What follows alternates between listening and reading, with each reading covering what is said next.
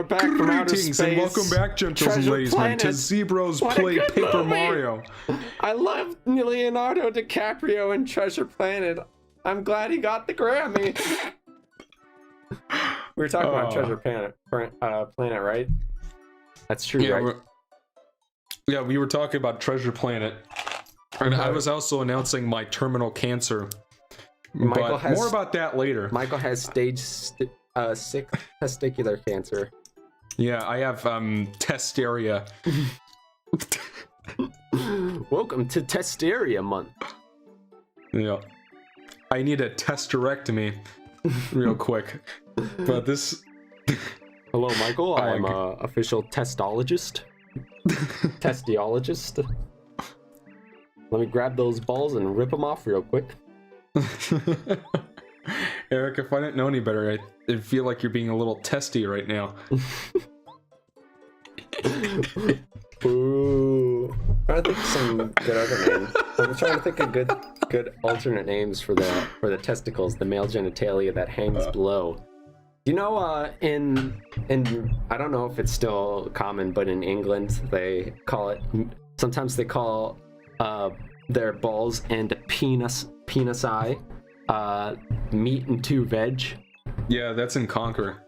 Is it really? Yeah, there's a part where you take funny. control of this velociraptor, and then you have to like chomp on this giant caveman's dick. And Conquer refers to it as his meat and two veg. Yeah. That's an interesting one. I wonder if there are some other good British nicknames. All right, so now we're moving on from the ominous floating castle to Okay, enough with that. Euphemism. Okay, euphemism for balls. And while I'm at it, let me just look up porn again while we're recording. Listen. Remember that one time where you're just like, I only wonder what happened would happen once. if I looked up porn on Google. And, oh look, I found porn. What a surprise. Apparently acorn. Apparently somebody says acorn. Ball bag, balls, ball sack, blue balls, bullocks, boys, cherry, coin purse, cojones, D's nuts, family jewels, gear, giggleberry. You're saying there's something wrong with my gear? My fuck stick, giggleberry, gonad, grapes, kiwi, knackers, knapsack, nads, nards, nuggets, nuts, nutsack, plum, rocks, sack, swamp Is this some nuts, high quality entertainment or what, folks? and yam bag. Yam bag? Those are all the ones that appeared on onlineslangdictionary.com. Hold on. /truefacts.html. Hold on. Let's see if Urban Dictionary says that it, basically the top definitions say either courage or literally a testicle. That's great. Oh, so what's happening in Paper Mario right now? The game for children, the children game. So basically there are a bunch of evil... for kids. Basically, there's a group of evil toads that's blocking their way to the Koopa Brothers Fortress, which is where the first Star Spirit is being held. I wonder what relationship these toads have to the Koopa Brothers. I wonder if they have a relationship to the Koopa Brothers. I wonder if that's the case. I wonder if they're actually the Koopa Brothers in disguise. Dude, that would blow my fucking mind if that was the case. That would make this game like a 6.5 out of 10. If that happened listen. on IGN. You need to watch yourself, my friend. Oh, did I find a hot button topic? Let me tell you something about Paper Mario. 4 out of 10 at best. Mediocre writing, poor, boring, and unoriginal battle system. The partners are all useless. Mario's mustache is a different color than his hair. 4 out of 10. What do you think, Michael? Is that a good IGN review? I want you to look at Mario's mustache real quick. and you will see that it is indeed the same color as his hair. No, it's not. Look! His hair is brown. His sideburns are brown. His hair is black in this game. No, his sideburns are brown. Look! Look! Use your eyeballs! I'm looking and I don't see it. Oh, are you showing off the little... Yeah.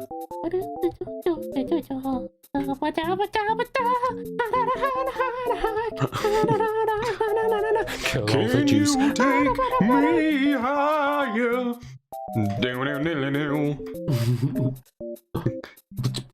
Okay, how long is this go on? I played it for a full loop. It's almost done. Loop? Yeah. Because I wanted people to have enough time to eat their Kellogg's brand Fruit Loops TM. Well, it looped. Alright, I'm falling asleep. Boom.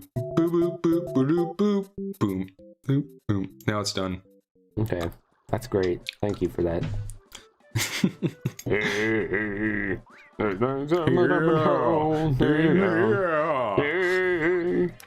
So for Koopas, it's basically where the game starts to introduce. So basically with Koopas, it's where we start to introduce defense. Koopas are where we start to introduce defense as a mechanic in the series. So basically, depending on how much defense the enemy has, it'll cancel out a few points of your attack. And in this game where you have relatively low numbers of damage output, it can mean it can make a big difference. It's not like most RPGs where you just sort of use that generic sword or fireball attack over and over again and the defense just sort of cuts out some of it and doesn't really matter. So in this game, you got to be a lot more strategic. So for Koopas, you got to flip them over and then jump on them over and over again until you can do enough damage for them to kick the bucket. And as the game goes on, defense starts to become a little more complicated as the numbers get higher, and that's what makes Watt so useful in particular, because she cuts right through that. IGN actually gave Paper Mario 9 out of 10, and so did the community with over almost 3,000. Well, those reviews came out before 1,000 Year Door. Oh, Michael, you and your little passive aggressive statements. Did you guys hear the tone in his voice? That was before they released 1,000 Year Door. They give it an 8 out of 10 for lasting appeal, Michael. But they gave the gameplay 10 out of 10. This was in 2001, back when IGN was perfect, just like it is now. Hold on, I'm gonna look up 1,000 Year Door. IGN. I think it actually got a slightly lower score, but it got 9.1. My main. So it got 0.1 percentages higher. Yeah, and the community exactly the same. Both. It's pretty rare when you have the critics rating and the community rating being the exact same. Yeah. But for both the games, they're the exact same, except 1,000 Year Door has 9.1. Hold on. 9.1, that's funny. I love IGN. IGN is such a fucking joke. Do you know what that actually stands for? What does that... Oh, now I really want to know. It stands for Imagine Games Network. Imagine Games Network. Yeah. That's what they used to be called back in the 90s, but they just shortened it to IGN eventually. Just like how the shit. What's the name of that one organization? The acronym, you know the one. The IRS. Yeah, the IRS. How before they changed it to the IRS, it meant internal rectal system. It still stands for Internal Revenue Service. No, it's actually, that's a common misconception. It stands for internal rectal system. Guess what you get for solving this little puzzle? Fuck you.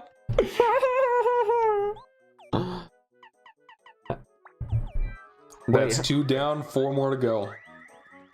This rating system doesn't make any sense at all. Because you know how... Eric, are you saying that IGN's rating system has flaws?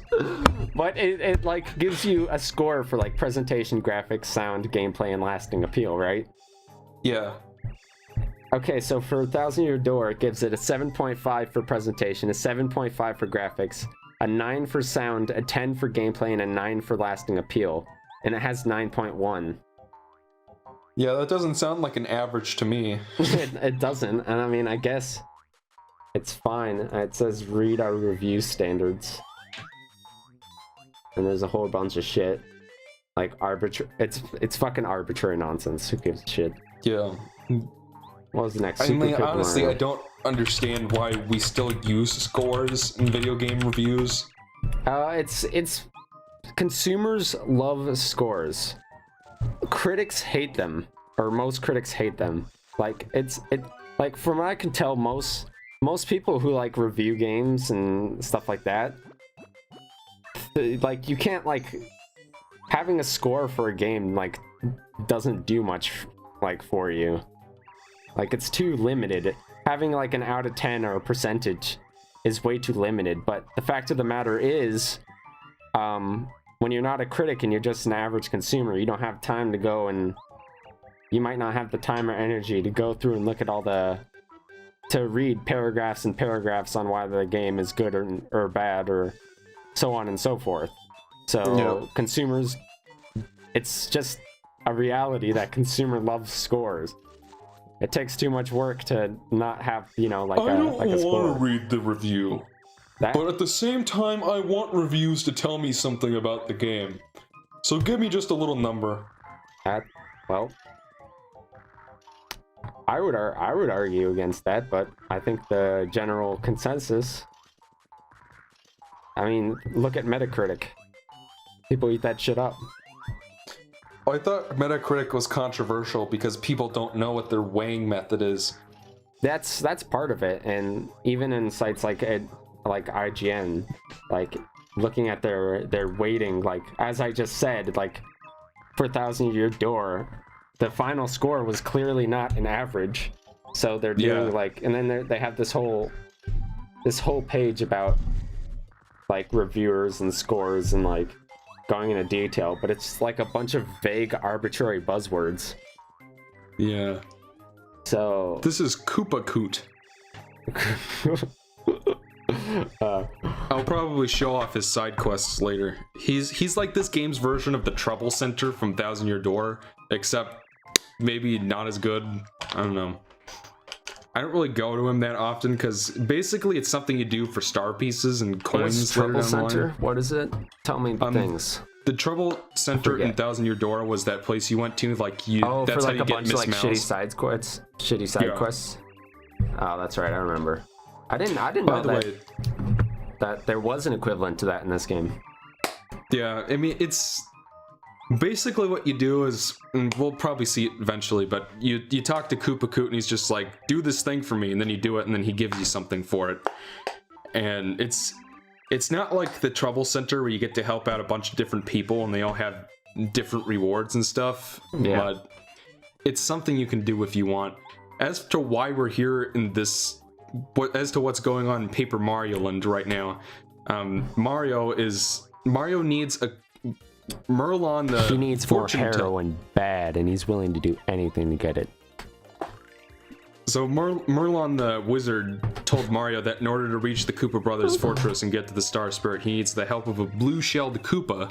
So that's why we're visiting the Koopa village right now. And these fuzzies right here are making off with Koopa shell. 5th Ave. There's going to be a man in a blue shell in a Chrysler. He's gonna roll down the window. That's when you make the trade. He's shelling, we hating. Don't smoke shell. Don't smoke purple pipe. Stay in drugs, don't do school. Dude. Super Paper Mario got 8.9 out of 10 on IGN. Okay, let's go to Sticker Star. Yeah, fun fact, that game got good scores somehow. Yeah, I got 8.3 on IGN. Not like I'm only looking at IGN scores. Fucking IGN. Hold on. What? IGN is like the Fox News of video game reviewing. It is. It is kind of. Okay. It's a joke, but it's popular somehow. A bold new direction. But does it? But does it stick? That's what it says. But does it stick? You know what? I'd like to stick something.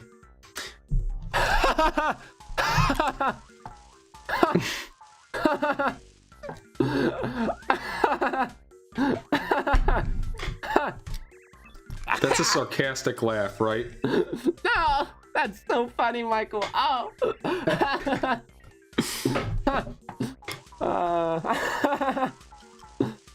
It says it's great. It says it has some. Oh my goodness. I think I might have read about this, like, very recently, but you know how they changed to like the positives and negatives on IGN? How like at the very end it gives like, here are some positives and here are some negatives. Yeah. All right, for positives for Sticker Star, it says charming visual design, sense of humor, and some good ideas. Those are the positives. The negatives, the sticker system doesn't quite work. And frustrating design elements. 8.3 out of 10. You know what? The worst thing about it is that those positives and negatives pretty much sum up the game. But what I'm saying is, sticker system, aka like the main system of the combat in the game, in addition to quote unquote frustrating design elements, and yet it has an 8.3 out of 10. Yeah. You know what? I've heard what that. What the fuck?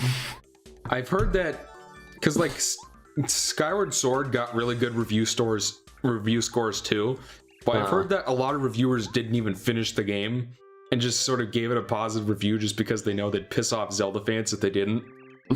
I'm just reading some comments. This is probably one of the worst reviews on IGN. A bunch of people are like, this is fucking stupid. That's great. That's great. Yeah. I have no idea why Color Splash is a Sticker Star too. They didn't have to make it exactly like this first game, or they didn't have to make it like Super 1000 Year Door or this game. But when a game doesn't work, you don't make a game like a game that doesn't work for the sequel. Well, you know what I mean? It's not out yet, right? Color Splash? Yeah. It's not out yet. So don't say any damning statements yet. You can say your suspicions. I would love for them to prove me wrong, but here's the thing. And this is something I really hate about Nintendo in like the past 5 or 6 years. It's just like they'll sort of half-ass announce something. It's just like, oh, we're making a new Paper Mario game. But instead of giving you sufficient details to know about the game and be excited for it, they just sort of give you a minute's worth of footage and say like, oh, we're making a game. It's just like, you know, considering how mixed the reaction was to Sticker Star and how people are just like, if you make a new one, make it like 1000 Year Door. That's basically what everybody says. And then they show a trailer that basically confirms it's going to be Sticker Star 2 in a minute's worth of footage, and then don't answer a bunch of questions people have about details about the gameplay. Like, one thing that would make Color Splash a lot better than Sticker Star is if they put the experience point system back in, because Sticker Star doesn't have experience points, so there's no reason to fight enemies at all, essentially. I barely remember Sticker Star, what the little bit I played. And when you fight bosses, it's not about strategy or knowing the right badges to use or knowing the right party members or having the right items. It's basically you have to collect the correct things from the overworld, you know, like the scissors and the fans and the staplers. And it's just like, you just have to know the right ones to use on the boss. And if you don't, plugs. I'm sorry, go on. Yeah. Like, the final boss is so goddamn frustrating because you need at least 5 or 6 things to kill it, and there are no in-game hints.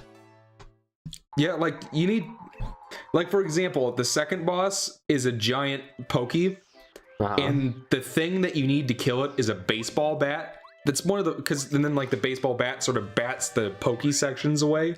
That one's more obvious, but like, I think there's like a gooper blooper boss in the game, and its weakness is like a giant radio or something. It's just like, how would anybody know to do that? And it's just, and the worst thing about the things is that you can't just fucking use them.